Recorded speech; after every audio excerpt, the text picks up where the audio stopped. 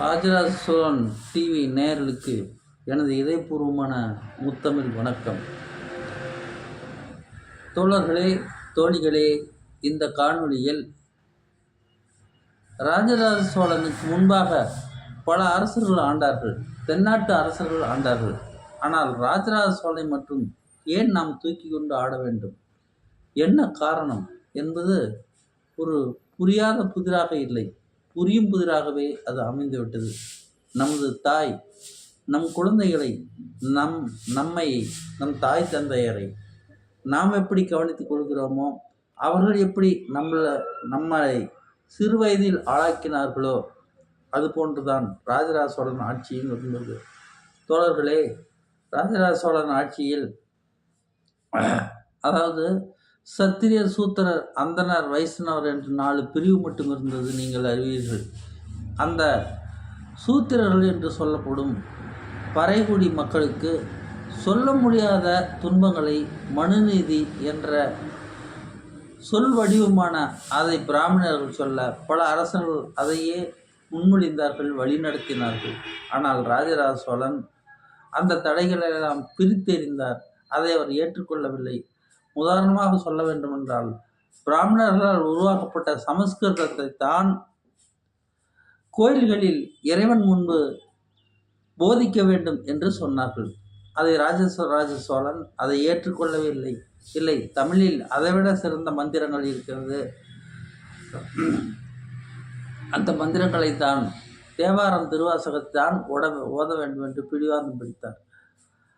பின் பிராமணர்கள் அப்பொழுதெல்லாம் எந்த மந்திரியாக இருந்தாலும் சரி, எந்த அரசராக இருந்தாலும் சரி, பிராமணர்கள் சொல் பிடித்தான் அந்த அரசர் அரசாளுவார் என்பதே நீதி. இப்பொழுது எப்படி ஒரு தமிழகத்தின் முதலமைச்சராக இருந்தாலும் அந்த கட்சியினுடைய செயற்குழு கூடி என்ன முடிவெடுக்கிறதோ அதைத்தான் முதலமைச்சர் செய்ய வேண்டும் என்று ஒரு எழுதப்படாத சட்டத்தை இவர்கள் எழுதி வைத்து கொண்டு அதன் பிரகாரம் செயல்படுகிறார்கள். அந்த முதலமைச்சர் அப்படியே ஒரு சட்டத்தை சட்டசபையிலே பாஸ் பண்ணினாலும் அவருக்கு மேலே உள்ள கவர்னர் அதை ஒப்புதல் தர வேண்டும். இல்லை என்றால் அது சட்டமாகாது, அது மசோதாவைத்தான் எத்தனை வருடங்களாலும் இருக்கும். அப்படித்தான் அன்றைய காலகட்டத்திலும் பிராமணர்களே முன்னுரிமை பெற்றார்கள். பிராமணர் சொல்வதைத்தான் அரசர்கள் கேட்க வேண்டும் என்று அப்பொழுது சட்டங்கள் இருந்தது. அதைத்தான் ராஜராஜ சோழன் உடைத்தெறிந்தார். அந்த உடைத்தெறிந்த சட்டங்கள் இன்று நான் மெதுவாக படித்து பார்க்கிறேன். ஈரமுள்ள தமிழர்களே, மனிதாபிமானமுள்ள தமிழர்களே, சற்று கண்கலங்காதீர்கள். நான் சொல்லுவதெல்லாம் கிபி 10ஆம் நூற்றாண்டிலே ராஜராஜ சோழனால் தடை செய்யப்பட்ட சட்டங்கள். அந்த சட்டங்கள் எல்லாம் பிராமணர்கள் வகுத்த சட்டங்கள். அதாவது மனிதர் ஆட்சியில் பறையர் மக்களுக்கு எங்கெல்லாம், சூத்திர மக்களுக்கு எங்கெல்லாம் தடைகள் செய்யப்பட்டது என்பதை, அதை எப்படி அவர் தடை செய்தார் என்பதை இப்பொழுது நான் உங்களுக்கு அதை படித்து காட்டுகிறேன். 1. பொது கிணற்றில் அவர்கள் நீர் எடுக்க தடை. 2. சுடுகாட்டில் தங்கள் பிணத்தை தாங்களே எரிக்க தடை. 3. ஏரி குளங்களில் குளிக்க தடை. 4. தெருக்களில் நடந்து போக தடை. 5. நல்ல ஆடைகளை, பருத்தி ஆடைகளை அனுபவிக்க தடை. 5. மேல் சட்டை, துண்டு, சால்வை அணிய தடை. 6. தாவணி மற்றும் புன்னகை ஆபரணங்கள் அணிய தடை. 7. முள்பாதையாக இருந்தாலும் கல்பாதையாக இருந்தாலும் செருப்பு அணிய தடை. 8. குடுமி, கடுக்கன் போன்ற தங்க ஆபரணங்களை அடைய ஆண்கள் பெண்களுக்கு தடை. மாட்டு வண்டியில் போக தடை. பாடசாலைகளில் படிக்க தடை. கோயிலில் அறவே நுழைய தடை. மருத்துவ வசதிகள் கூட அவர்கள் வெளியே நின்று மருத்துவம் பெறக்கூடிய சூழலுக்கு தடை. சதுரவடி வீடு கட்ட தடை. மாடுகள், ஆடுகள் ஏரிகளில் மேய்க்க தடை. மாப்பழா, வாழை வளர்க்க தடை. தேங்காய் நார், கயிறு நார் பயன்படுத்த தடை. அம்மே ஆட்டுக்கள் வைத்துக்கொள்ள தடை. மொத்தத்தில் மனிதராக இந்த ஆதித்தமிழர்கள் வாழக்கூடாது என்பது பிராமணர்களால் உருவாக்கப்பட்டது தான் முட்டாள்தனமான மனுநீதி. இந்த தடைகளையும் ஒரு சமூகம் சாதியின் பெயரால் பல நூறு ஆண்டுகளாக அனுபவித்த கொடுமை உலகில் வேறு எங்கும் உண்டா? சொந்த மண்ணில் வாழ்ந்த மக்களுக்கு அரசு இடமொதுக்கி வீடு கொடுக்கும் நிலைக்கு தள்ளியது இந்த மனிதர் ஆட்சி முறையால் தான்.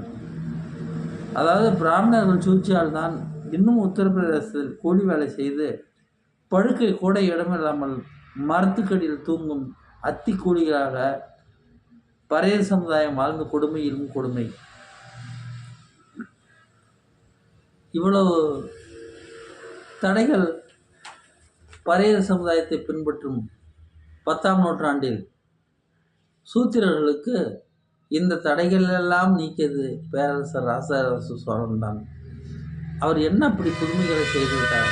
இந்த தடையிலே புதுமைதான். இந்த மனுநீதி எழுதப்பட்டது தோஷம் என்று சொல்லப்பட்ட இந்த தடைகள் செய்யப்பட்டதே அவர் ஒரு மிக பெரும் அறிவாளியாகவும் மனித நேயமுள்ளவராகவும் கருதப்பட்டார். இன்று ஒன்று சொல்லுகிறேன், இன்று பல கிராமங்களில் இன்றும், அதாவது 1000 வருடங்களுக்கு அப்புறமும், சுதந்திரம் வாங்கி 80 வருடங்களுக்கு அப்புறமும் இன்றும் தென் மாவட்டங்களில் பல கிராமங்களில் இரட்டை கிளாஸ் நடைமுறையில் உள்ளது ஒரு வேதனையான விஷயம். அதாவது ஒரு கிளாஸ் தொங்கும். அந்த தாழ்த்தப்பட்ட சமுதாயத்தைச் சேர்ந்த பறையர்குடி மக்கள் அந்த கிளாஸை எடுத்து அவர்களே கழுவ வேண்டும், அவர்களே டீ வாங்கி கொடுக்க வேண்டும். அந்த டீயை சாப்பிட்டுவிட்டு மீண்டும் கழுவி இங்கே வைத்து விட வேண்டும். ஏனென்றால் அந்த டீ போடுவர் மேல் ஜாதிக்காரராக இருப்பார், டீ வாங்கி குடிப்பவர் கீழ் ஜாதியாக இருப்பார். இப்பொழுது அந்த கிளாஸை அவர் தொடமாட்டாராம், மேல் ஜாதிக்காரராம். இறைவனால் அவர் நேரடியாக இந்த பூ உலகத்துக்கு அனுப்பப்பட்டவர் என்று அவர்களுடைய நம்பிக்கை. ஆனால் இதை தாழ்த்தப்பட்டவர் டீ குடித்துவிட்டு அந்த காசை கொடுத்தால் மட்டும், அந்த காசை கையேந்தி, அதாவது தாழ்த்தப்பட்டவர் கை மேலே இருக்கும், மேல் ஜாதி என்று சொல்லக்கூடிய இவர்கள் கை கீழே இருக்கும். இப்பொழுது அந்த காசை வாங்கி தன்னுடைய கெல்லா பெட்டியில் போட்டுக்கொள்வார்கள். இப்பொழுது தேட்டு ஓட்டாது. இவர்களுடைய நம்பிக்கை. இதையும் இந்த சூழ்நிலையும் ஓரளவு குறைத்தவர் மரியாதைக்குரிய மாண்புமிகு அண்ணன் டாக்டர் கலைஞர் அவர்கள் ஆட்சியின் போதுதான் இது பெருவாரியாக இது குறைக்கப்பட்டது. மனிதர்கள் மனிதர்களாக வாழ, மனிதர்களுடைய இதயத்தில் ஆட்சி செலுத்த இந்த ஜாதி தேவையில்லாத ஒன்றுதான். ஆனால் ஒன்று மட்டும் சொல்கிறேன், ஜாதி தேவை என்று நான் சொல்லுவேன். ஆனால் மேட்டுக்குடி தாழ்ந்தகுடி என்ற பாகுபாடு இல்லாமல் சமதர்மமாக வாழ வேண்டும் என்று தான் நான் சொல்வேன். ஜாதிகளே இல்லையாத போனால் தமிழினம் பூண்டற்று போகும். ஜாதிகளை வைத்துத்தான் தமிழினத்தை அடையாளம் கொண்டு கொள்ள முடியும். இன்று வட இந்தியர்கள் சுமார் 1.5 கோடி பேர் இந்தியாவில் வாழ தமிழகத்தில் நுழைந்திருக்கிறார்கள். நாளைக்கு அவர்கள் அதிகாரிகளை பிடித்து ஆதார் அட்டையை வாங்கி கொண்டு நானும் தமிழர்கள் தான் என்றால் நிச்சயமாக நாம் ஏற்றுக்கொள்ளத்தான் வேண்டும். அதற்கு இவர்கள் என்ன ஜாதி என்பதே தடையாக இருக்கும். அதனால் ஜாதி வேண்டும், ஜாதி வேண்டாம் என்று நாம் சொல்லிவிட முடியாது. தமிழ் இனத்தின் அடையாளம் ஜாதி தான். அதில் பிராமணர்கள் நல்லவர்களோ கெட்டவர்களோ என்ற வாதத்திற்கு நான் வரவில்லை.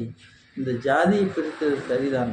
ஆனால் ஜாதியை மேல் ஜாதி கீழ் ஜாதி, தீண்டக்கூடியவர் தீண்டக்கூடாதவர் என்று பாகுபாடு செய்ததுதான் பிராமணர்கள் செய்த முதல் தவறாக போய்விட்டது. சரி, இத்துடன் இந்த காணொளி உங்களுக்கு பிடித்திருந்தால் லைக் பண்ணுங்கள், ஷேர் பண்ணுங்கள், சப்ஸ்கிரைப் பண்ணுங்கள்.